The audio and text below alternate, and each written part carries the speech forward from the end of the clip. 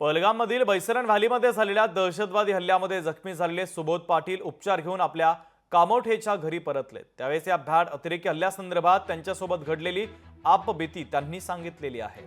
अचानक गोळ्यांचा आवाज सुरू झाला आणि आम्ही बचावासाठी पळू लागलो असं त्यांनी म्हटलेलं आहे। त्यानंतर हिंदू कोण असं विचारून गोळ्या झाडल्याचं प्रत्यक्षदर्शी पर्यटक सुबोध पाटील यांनी सांगितलेलं आहे।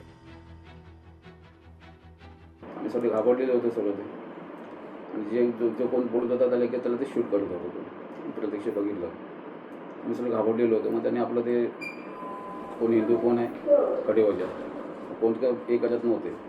मग त्यामुळे कसं आम्ही ते शूट करायला सुरुवात केली जवळूनच। एक समर्थ कृपा म्हणून गोळी माझ्या इथनं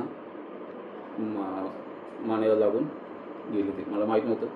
शुद्ध मी बेशुद्ध पडलं त्यावेळी। थोडं काही तासानंतर मला ते शुद्ध आले। ते घोडेवाले आले, त्यांनी मला पाणी दिलं बाजूला आणि नंतर सांगितलं साफ चलो बाहेर चलो, गेट के बाहेर चलो। मग त्यांनी मला ते खांद्यावर बसवून गेटच्या बाहेर घेऊन आले। लोकशाही मराठी ऐका, पहा, जागरूक रहा।